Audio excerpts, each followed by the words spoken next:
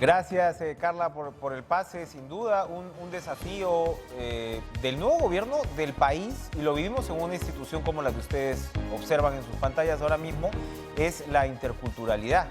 En el mismo TV Perú, como sabemos, tenemos espacios importantes. Todas las noches presentamos noticias en lenguas originarias, tienen sus propios espacios y nunca, por supuesto, este esfuerzo llega a ser suficiente. Hay muchísimo por hacer en este frente. Como sabemos, pues tenemos 55 pueblos originarios en el Perú, 51 en la Amazonía, 4 en los Andes, y el desafío de la integración tiene que ver, por supuesto, también con el mensaje que se ha recibido en el país luego de las elecciones. Toda esta suerte de convulsión, vamos a llamarlo así, que estamos viviendo política, tiene también que ver con este resultado que en parte responde, por supuesto, y qué duda cabe, a la diversidad de nuestro país, que tiene que ser vista además en medio de toda esta situación como un activo, como una riqueza, más por supuesto que como algún tipo de obstáculo. Vamos a hablar de todos estos temas con el ministro de Cultura, Ciro Gálvez, a quien le damos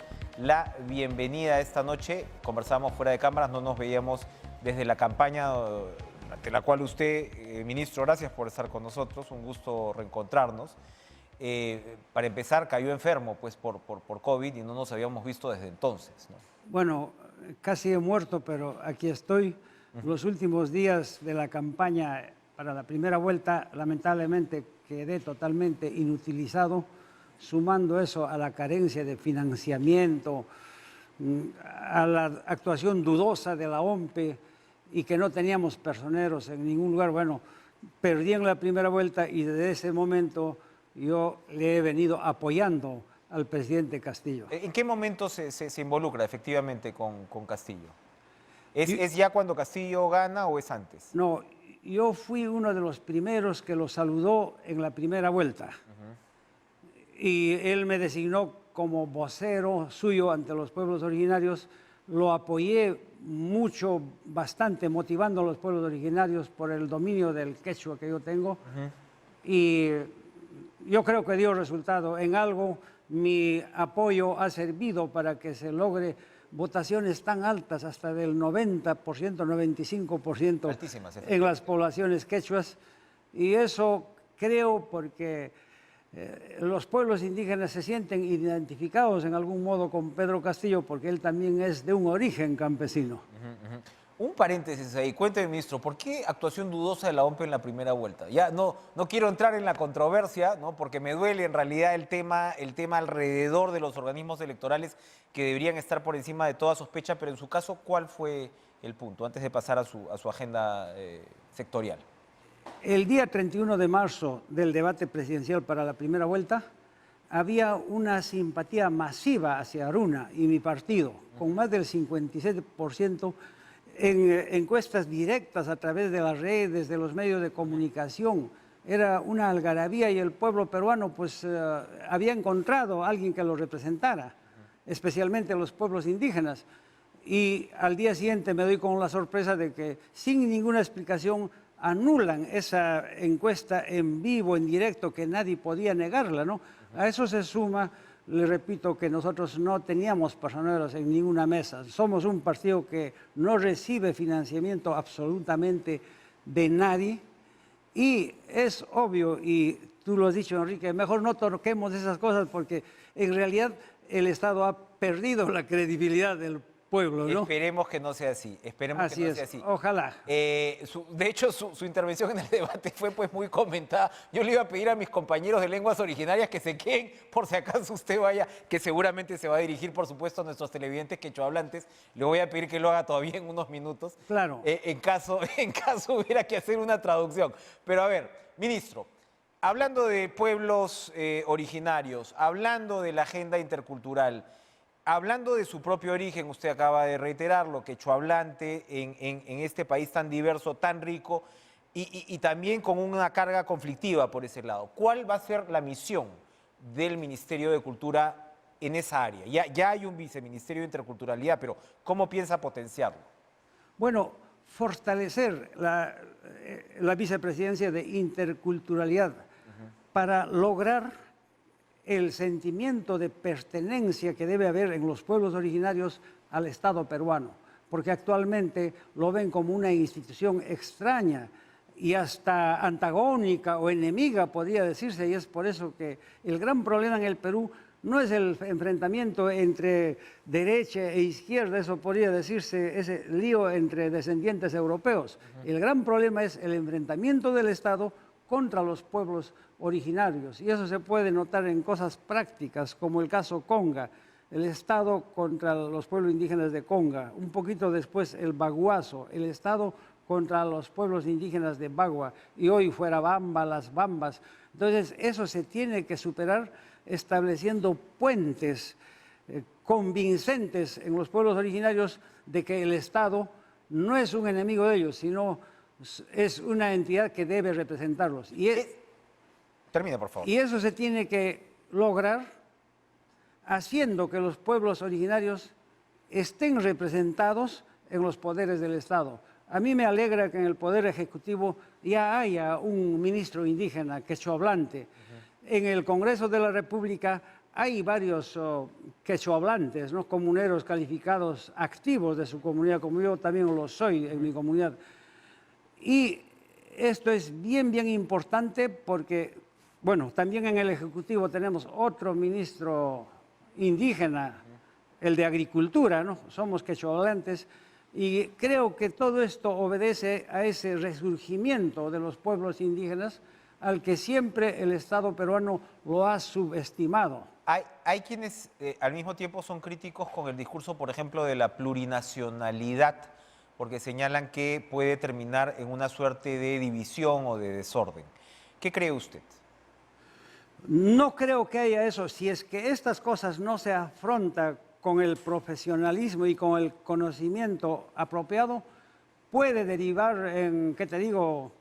No sé, en dispersión de nuestros pueblos, podría debilitarse la unidad en el Estado peruano. Y eso es precisamente lo que le corresponde a Cultura, establecer una conexión fuerte como para que los pueblos originarios se sientan parte del Estado. Ahora, decíamos, son 55 pueblos originarios. ¿Cuánto tenemos avanzado en ese aspecto? ¿Cuánto personal tenemos en el ministerio para atender a estos 55 pueblos originarios en sus distintas y variadísimas necesidades? ¿Qué es lo que va a requerir usted para llevar adelante y fortalecer esta política? Un aspecto muy importante es tener los viceministerios que representen con legitimidad a los pueblos indígenas. En estos días estamos evaluando varios postulantes que tienen que ser necesariamente indígenas, comuneros calificados activos de su respectiva comunidad. Una invitación desde acá que presenten también sus candidatos, nuestros hermanos ashánicas, los aguajunes, los aymaras. Para quechua creo que basta con este pechito que lo tienen acá. Y yo haga huauque panicuna. He dicho, yo voy a dar, si es posible, mi vida para que los pueblos originarios nos integremos en el Estado peruano por el camino de la democracia, de la paz, de la libertad. ¿Cómo balancear esa buena idea de tener incluso viceministros de pueblos originarios con la necesidad, y esta es una controversia con este gobierno actual, que es, pues, claro, es una especie de choque, ¿no? Que hay una demanda, como usted la está subrayando, de integración de pueblos que se han sentido postergados, que necesitan ser escuchados, con la necesidad de un Estado bien gestionado. Entonces se está hablando mucho de perfiles inadecuados, ¿no? De gente que no cumple con los requisitos, y la respuesta del otro lado es, bueno, pues ya se acabó, ¿no? El viejo orden y ahora vamos a cambiar, pero ya sabemos que eso entraña riesgos. ¿Cómo tener una estructura lo suficientemente profesional? Lo hemos estado hablando en los últimos días con nuestros invitados, y al mismo tiempo, digamos, encarar esa demanda de cambio. ¿Cómo lograr ese balance? A ver, cuénteme. Primero entiendo que hay que darle un mensaje en claro a los políticos tradicionales, a los peruanos conservadores que han estado siempre acostumbrados a ver en el Estado gente de ascendencia española, los hispano-peruanos, ¿no? Que yo los llamo, sin tomar en cuenta a los afroperuanos y a los peruanos originarios, que son, como lo hemos dicho, 55 etnias. Entonces, desde acá yo les mando ese mensaje, ese saludo muy cordial en nombre de los pueblos indígenas.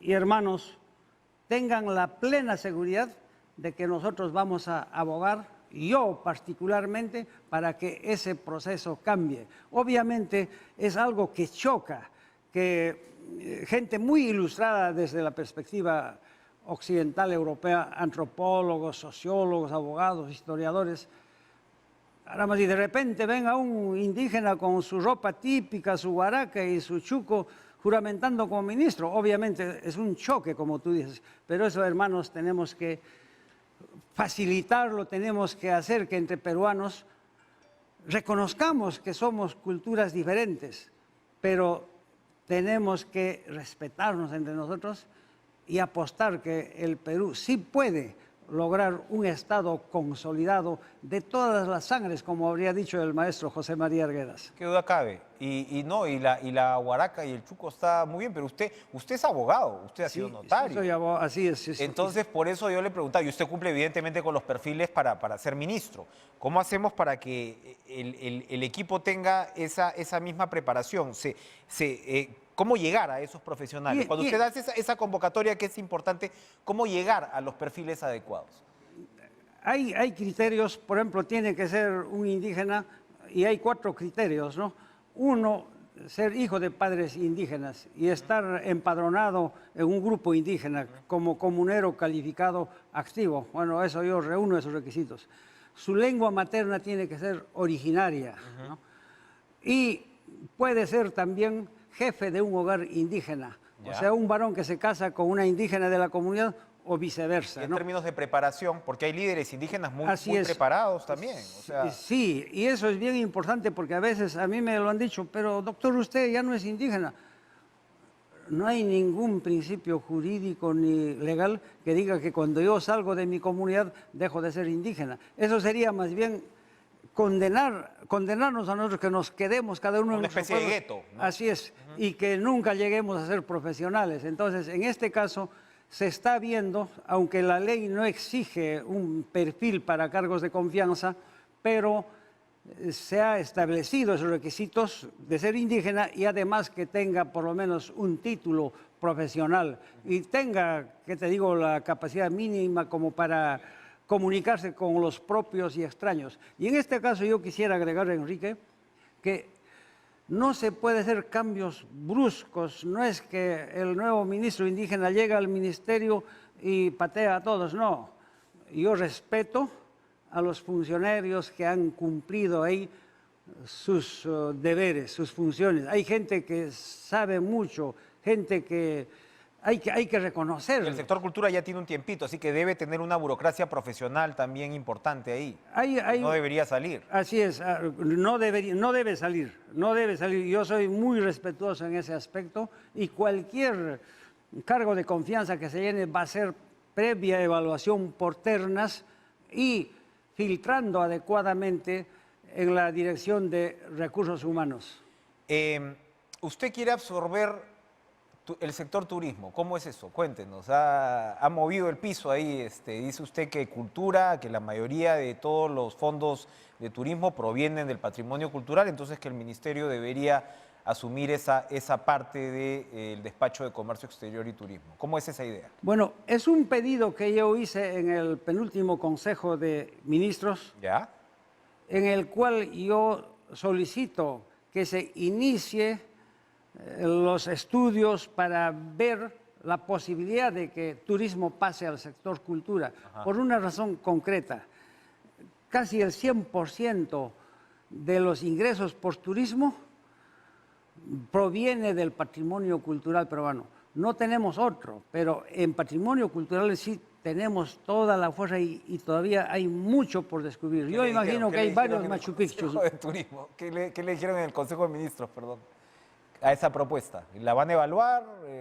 Se va a evaluar. Ajá. Le repito, tiene que hacerse un estudio serio y la idea, la propuesta mía es que el Ministerio de El Mincetur. Claro, de comercio, Comercio exterior y turismo, se separa en dos, ¿no? Ya. El comercio exterior se una con producción, es lógico, el comercio es consecuencia de lo que uno produce. Y turismo, si todos los ingresos de turismo provienen del patrimonio cultural, es obvio que esté en el Ministerio de Cultura.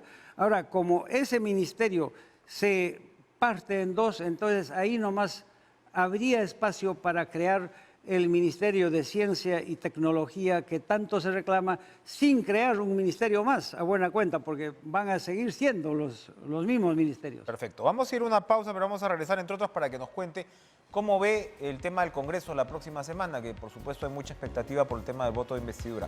Vamos a una pausa, regresamos inmediato.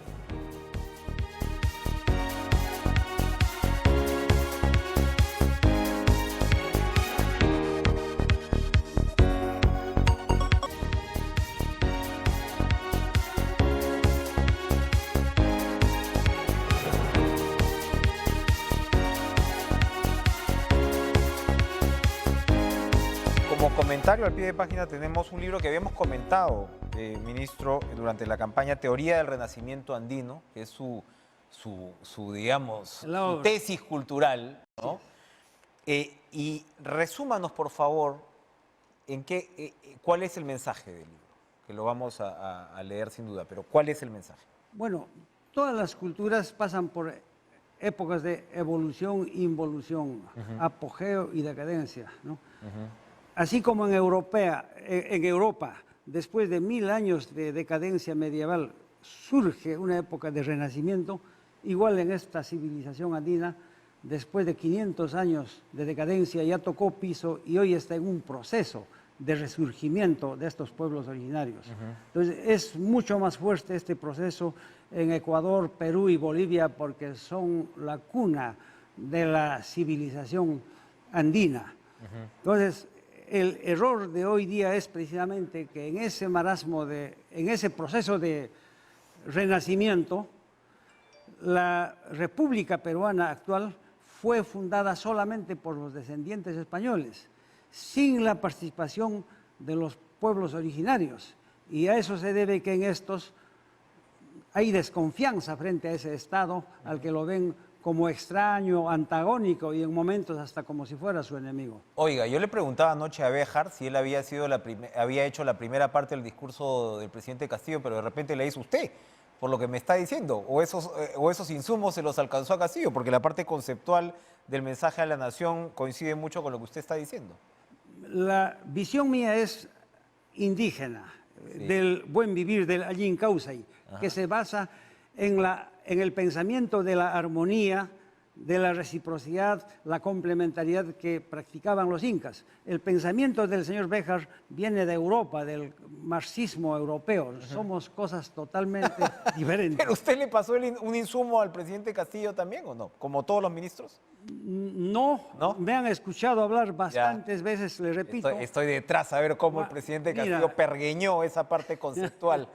Voy a seguir detrás de ese dato, a ver hasta dónde puedo llegar. De repente ellos más bien han leído este libro, ¿no? De repente, puede ser. Se dice también, se está copiando de Evo Morales. Evo Morales más bien se ha nutrido de este libro. Ya, ellos tendrían que aprender de nosotros. Usted toca un punto muy importante. Evo Morales, que es, digamos, un personaje ahora que llama mucho la atención, acaba de tocar el tema de Ecuador, que, ojo, que Ecuador tiene ahora de presidente a un exbanquero. O sea, lo que cargaba Correa. Y en Ecuador, la CONAIE, ¿no? La poderosa Confederación Indígena, tuvo una relación al mismo tiempo conflictiva con Correa. Y bueno, Bolivia. El Perú, que tiene todo este componente fuerte, ¿usted lo ve parecido a Bolivia? Por ejemplo, o sea, el Perú con toda esta riqueza y esta diversidad es una sociedad que es 80% urbana, 20% rural. Bolivia tiene otro componente de repente. ¿Nos ven muy parecidos a Bolivia, Ecuador? Usted lo acaba de decir, por eso se lo pregunto. Cuénteme. Es similar. ¿Ya? Pero el problema es que Evo Morales... ¿No somos un poco más cholos en el Perú en el buen sentido? ¿Más mestizos? Hay efectivamente más mestizaje, pero la matriz cultural sigue siendo indígena. El mestizo con política adecuada del Estado de que vamos a incorporar a los pueblos originarios, creo que se inclina a sus raíces originarias, ¿no?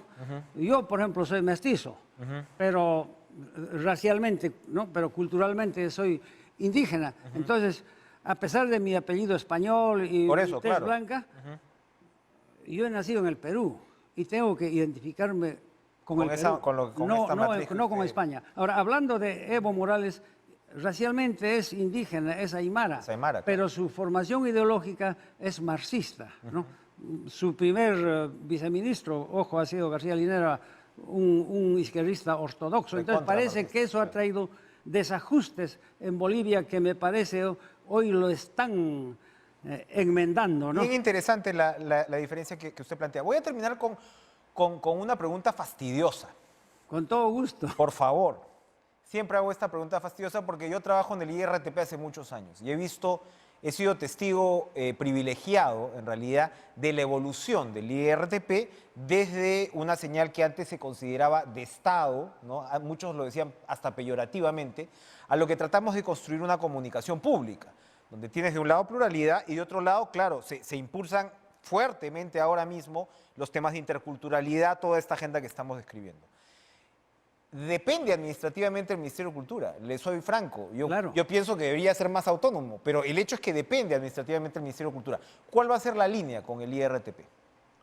Hacer que quienes conducen este canal actúen, digamos, con imparcialidad, porque se trata de transmitir las noticias, las comunicaciones con total transparencia, con total imparcialidad. Y eso creo que es necesario en todos los medios de comunicación, no solo en Canal 7, porque lamentablemente por las situaciones que conocemos, la prensa también ha perdido credibilidad. Y con eso podríamos hablar muchísimo. Ayintuta, ministro, muchas gracias. Por favor, el mensaje final a los televidentes.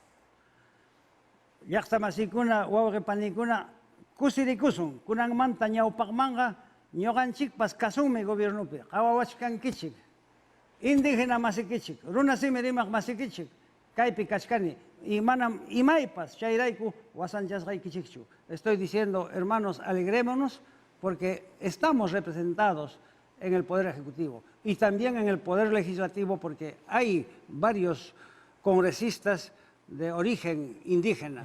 Entonces, antes no había esa representación y ese es precisamente el punto de quiebre histórico en el Perú al que tenemos que acostumbrarnos, porque es necesario que todos los peruanos nos sintamos parte del Estado. ¿Cómo negarse a eso? Gracias, Ciro Gálvez, ministro de Cultura, por acompañarnos esta noche en Caracas. Y gracias a ti, Enrique. Yo creo que eres un buen profesional. Muchas gracias por lo que me toca, un gusto verlo. Vamos a una pausa y vamos a regresar con un repaso parlamentario de lo que está pasando ahora mismo.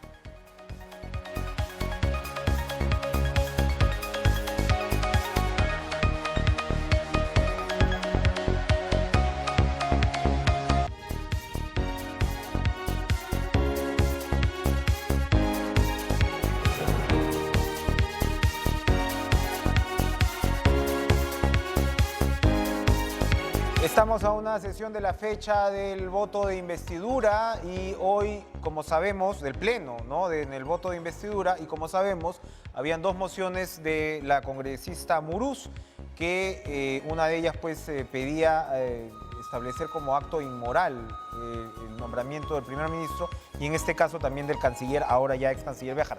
Esto cambiaron los términos de la moción para que en realidad ya invocando al presidente a elegir un gabinete pues apropiado, pero aún así no ha pasado. Entiendo que alrededor de un poco más de 60 votos se han votado y así están las cosas, porque era, como lo decíamos en el noticiero, una especie de primer round, si lo queremos ver así, con respecto a la sesión de la próxima semana. Conversamos con Diego Bazán, congresista de la bancada Avanza País, de donde proviene también la congresista Muruz, de donde se presentó esta moción, para que nos cuente, congresista, cómo observa el ambiente, cómo vamos avanzando a este pleno de la próxima semana donde todo el interés está puesto. Buenas noches.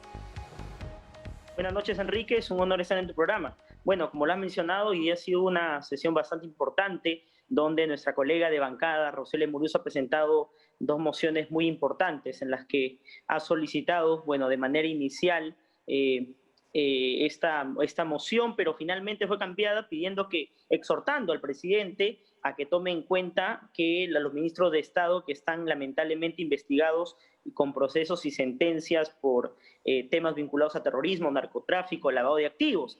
Hay que recordar que, bueno, yo también he presentado un proyecto de ley solicitando la modificación de la ley orgánica del Poder Ejecutivo para impedir que el presidente pueda nombrar en altos cargos como ministros, viceministros o direcciones importantes a nivel nacional a personas que tengan investigación fiscal o que tengan también vinculaciones claras o sentencias con temas de apología al terrorismo, narcotráfico, corrupción, entre otros. Considero que en estas circunstancias importantes sabemos que una ley no es retroactiva, pero también consideramos que va a evitar que en los próximos años suceda algo parecido, que los próximos gabinetes sean duramente cuestionados. Exactamente, usted dice los próximos, ¿no? Porque nada indica, al menos hasta ahora, que haya una voluntad del presidente al menos de cambiar al primer ministro, donde se ha sembrado mucha controversia. ¿Cómo anticipa usted esta votación? Porque claro, las opciones se supone que son más o menos claras, pero ha aparecido esta posibilidad de la votación mayoritaria en abstención, que también tiene interpretaciones sobre cómo, como digo, en estos tiempos de flexibilidad constitucional podría ser tomado. ¿Cómo va observando esto? Sin duda, las bancadas tienen que esperar la exposición del gabinete, pero ¿cómo cree que se va a ir inclinando esta balanza?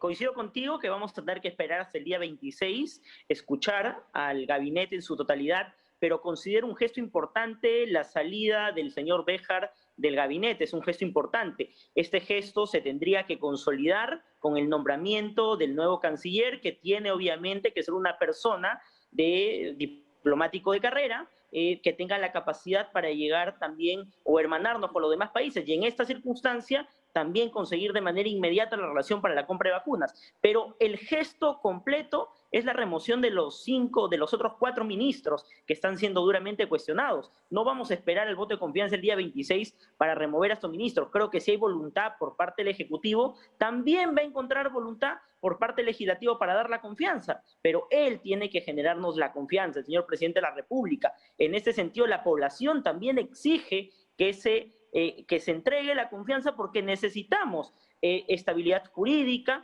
que necesita el gran inversionista que viene a poner su dinero en el Perú, pero también los sectores más populares de nuestra economía, que ven incrementada la canasta básica familiar, el aumento de dólares inevitable, y esto se debe a la falta de voluntad del Ejecutivo de calmar las cosas. Desde acá, desde el Congreso, tenemos muy buena voluntad, pero esperamos lo mismo de parte del Ejecutivo.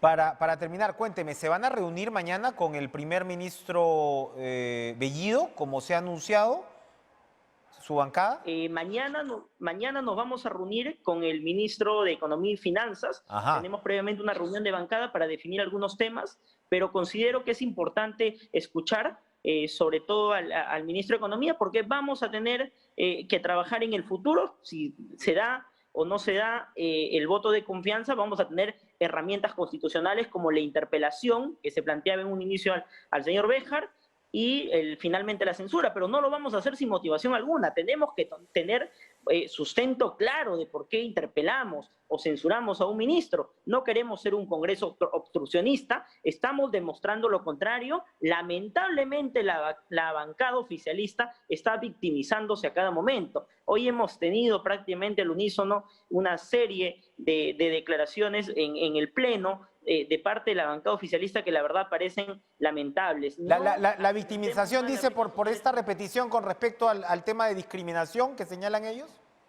Sí, correcto. Hay que recordar, todos los que estamos en el bloque democrático del país, o sea, acá tenemos todos, somos cholos. Yo soy cholo, mi madre es cajamarquina. Entonces nadie puede decir lo contrario. Vengo de una familia de clase trabajadora y no pueden ponernos a nosotros una etiqueta y decir todo lo contrario, cuando todo el Congreso demostró ser democrático. Pero lamentablemente estas diferencias que ellos quieren marcar es porque quieren ganar un espacio con los sectores más oprimidos de nuestro país, de nuestra patria. Basta más, señores, de victimizarnos. Todos somos iguales. Ya venzamos los prejuicios que tanto daño le hacen a nuestra patria. Todos venimos acá al Parlamento a trabajar con la misma voluntad que es el país. Trabajo incansablemente desde mi región La Libertad, visitando hasta el distrito más olvidado, y creo que la misma motivación tienen todos los congresistas. Así que le pido desde acá a la bancada oficialista que ya se deje de estos términos y que finalmente trabajemos con un solo horizonte. Gracias, Diego Bazán, congresista de la bancada Avanza País, por acompañarnos esta noche en Cara a Cara. Vamos a continuar.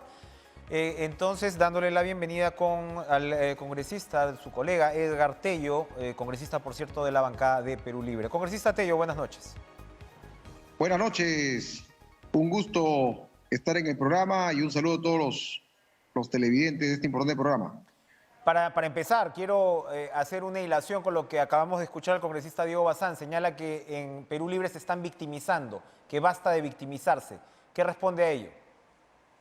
Bueno, es propio de las personas que quieren justificar el abanderamiento de ser demócratas, pero en la práctica demuestran todo lo contrario, ¿no? Quieren hacer un golpe parlamentario, aplicar la dictadura y generar pues la zancadilla para no dejar trabajar al nuevo gobierno que viene de respaldo popular.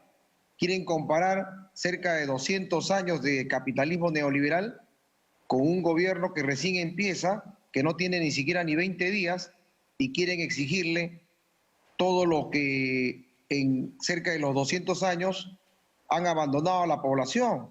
Hemos visto que se ha institucionalizado la corrupción, la pobreza, el hambre y la miseria, los asentamientos humanos de Lima, Callao y de todo el país abandonados, que no tienen agua, desagüe, servicios básicos, no tienen títulos de propiedad, entre una serie de problemas que, lejos de solucionarlo, más bien han agudizado una gran brecha de desigualdad.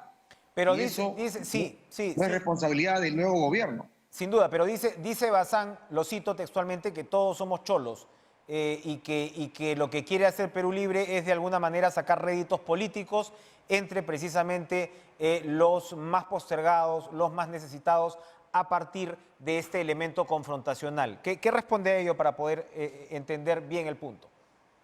Bueno, el Perú es un país multiétnico, es plurinacional, y de eso nadie puede discutirlo, ¿no? Porque tenemos criollos, negros, blancos, ¿no? Mestizos.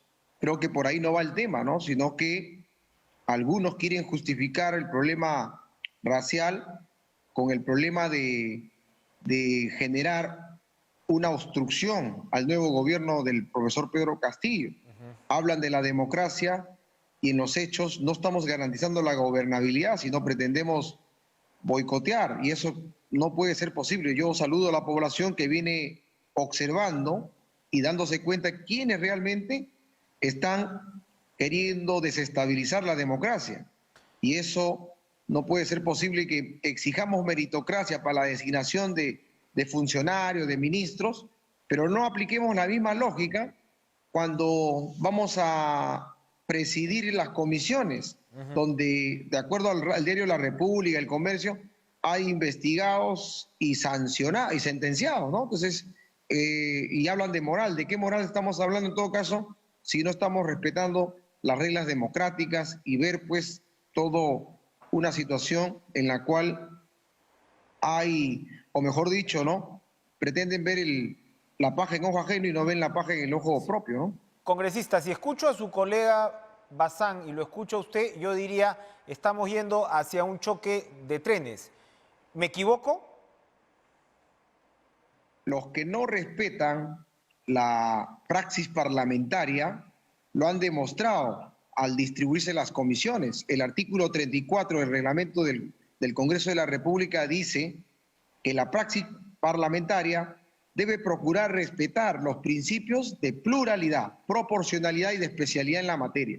Ninguna de las comisiones que planteó Perú Libre se las dieron, siendo la mayoría en el Congreso de la República. Entonces, ¿de qué digamos, democracia hablamos? ¿Quiénes practican en los hechos un golpe parlamentario al no respetar a la primera mayoría, cuando esto se ha dado en todos los gobiernos que han tenido siempre la prioridad?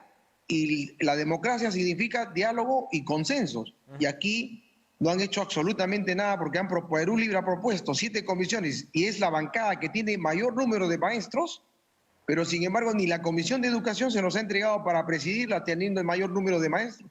Y eso en los hechos está demostrando quién realmente pretende patear el tablero de la democracia e implementar pues, un golpe parlamentario y no dejar gobernar al presidente profesor Pedro Castillo, ¿no? ¿Se puede revertir esta situación, congresista Tello? Es decir, ¿se puede entregarle al país gobernabilidad sin tener que vacar al presidente o cerrar el Congreso? Esperemos pues que las bancadas que dicen ser los abanderados de la democracia evalúen y trabajemos consensuadamente y no estemos distrayendo en temas que no vienen al caso, como por ejemplo la propuesta de querer hacer una comisión de investigación de las elecciones cuando eso ya terminó. Y el artículo 181 de la Constitución dice que las resoluciones que emana el Jurado Nacional de Elecciones son irrevisables y eso se quiere ir contra el mandato constitucional, entre otras comisiones, ¿no? ¿Por qué designan al señor Bellido? Esa es decisión del Ejecutivo. No deben atacar a la persona, sino atacar los días de gestión.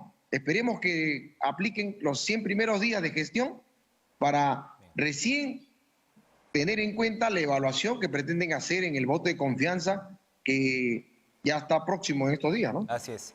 Muchas gracias, congresista Edgar Tello, por acompañarnos esta noche en Cara a Cara. Muchas gracias. Vamos a ir a una pausa y regresamos para seguir auscultando esta situación que parece que no encuentra un freno de mano con Paula Tábara, politóloga. Volvemos.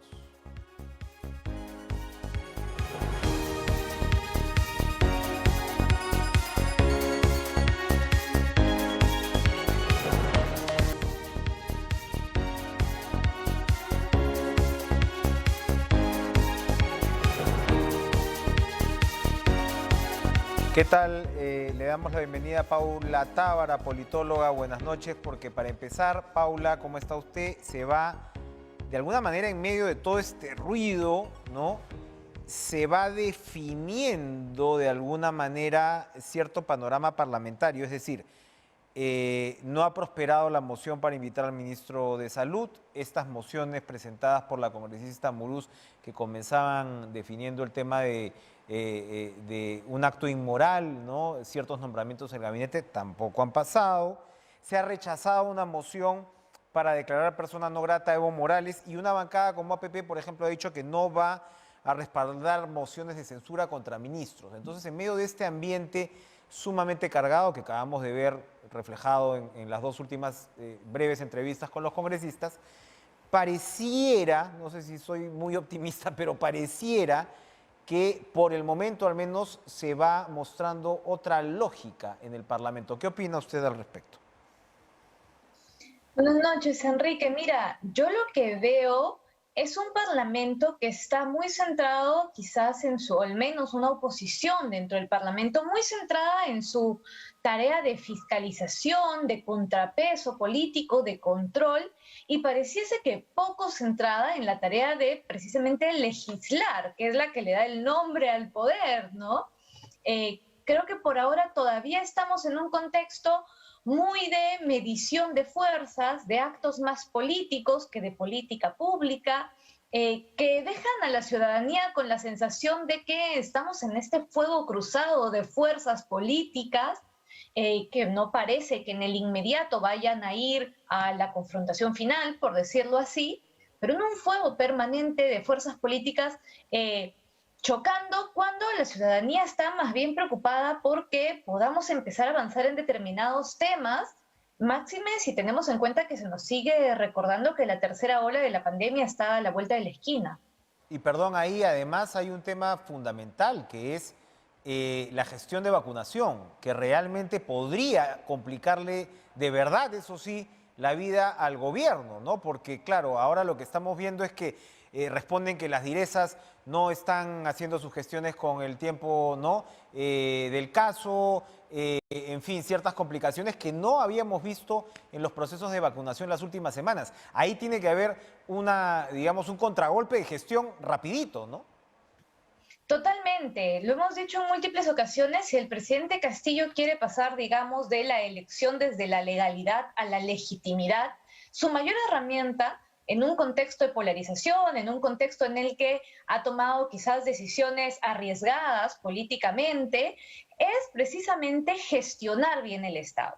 Que esto que se dijo durante la campaña, que es que no estaban listos para gobernar, se muestre al contrario, se muestre que pueden gestionar bien, que pueden apresurar el ritmo de vacunación, que las cosas avanzan, que esas preocupaciones del día a día de la población se están atendiendo. Pero claro, ya no es solamente que el presidente Castillo y sus ministros estén todavía en este bache normal, digamos, de aprender a gestionar, con más razón si tienes personas que no tienen una experiencia de gestión, sino que además tenemos un ejecutivo que está gastando mucha energía en responder al Parlamento, ¿no? Y un Parlamento que en lugar de en todo caso fiscalizar, gestionar eso, está más bien pendiente de si el señor Evo Morales puede entrar o no al país, de declaraciones que parecen más bien querer tergiversar el sentido de para qué existe la incapacidad moral, que por cierto esto debería más bien ceñirse a lo que el Tribunal Constitucional ya le pidió al Congreso, que es que lo defina, no que intente sacarle la vuelta a última hora, ¿no? Así es. Creo realmente que la población está en una situación, en una sensación de que hay un entrampamiento político y poco de atención hacia lo que realmente se está necesitando. Ahora, parte de esta discusión también tiene que ver, por un lado, sin duda, sobre todo, qué duda cabe, con gestión. Y hemos tenido a lo largo de este programa esa conversación, ¿no? Lo veíamos con el ministro de Cultura, ¿no? Lo veíamos con los parlamentarios, que claro, ¿cómo estableces este balance entre la necesidad de gestionar bien y esta demanda de cambio que el gobierno dice encarnar, ¿no? Y esto todavía no encuentra, tú hablabas de decisiones arriesgadas que tienen que ver, por supuesto, con designaciones en el gabinete, y no solo en el gabinete, en altos cargos, ¿no? Esto todavía no se ajusta, no se entiende muy bien, pareciera, cómo funciona el Estado, ¿no? O cómo debe funcionar el Estado. Sí, yo creo que, digamos, hay una parte de la política, las decisiones del presidente que debemos tratar de comprender desde las distintas esferas de la política, incluso como se realiza en otros países. Es normal que quien asuma un ministerio no necesariamente sea un técnico, sino un cuadro del partido o un militante o un miembro de las dirigencias, porque la idea es que es quien señala el camino de lo que quiere ese partido y esa organización en ese sector. La diferencia con lo que estamos viendo es que en esos casos que yo te comento, más bien los partidos políticos, que suelen ser partidos políticos más estables, con más tradición, con permanencia, han apoyado la formación de carrera de sus militantes, les han enviado a estudiar, les han dado oportunidades de formarse en la gestión pública. En este caso, claro, nos encontramos más bien con personas que se acercan por primera vez y que en muchos casos no es solamente que no tengan la experiencia, sino que parecemos ver que no tienen claro ese horizonte, porque finalmente tener claro ese horizonte es lo más importante. De allí para abajo, viceministros, directores generales, directores, jefes de planificación, presupuesto, ellos son quienes pueden ayudarte a gestionar.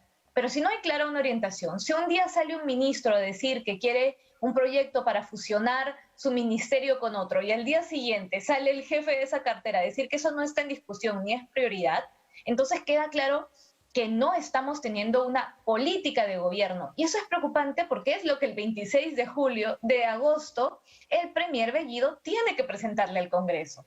Pero en términos de comunicación pública, esa visión unificada la suele dar, si no es el primer ministro, el presidente de la República. Ya sabemos que el presidente de la República, digamos, va estableciendo un estilo bastante silencioso. Hoy ha tenido unas breves declaraciones. Ayer tuvimos una entretenida conversación con el ex canciller Béjar, que incluso abordaba las limitaciones del presidente. Pero ojo, por el otro lado, como decías, vemos una situación de tensión muy concentrada con el Congreso, pero yo no veo que la presidenta del Congreso esté declarando. O sea, yo lo que observo aquí son ciertos, y esto puede tener un componente simbólico, pero ciertos vacíos de liderazgo que no se definen muy bien. Y ahí está pues el señor Cerrón, ahí están los actores que de alguna manera quieren ocupar esos espacios, ¿no? Sí, por supuesto, porque lamentablemente no estamos teniendo pues esas muestras de liderazgo claro.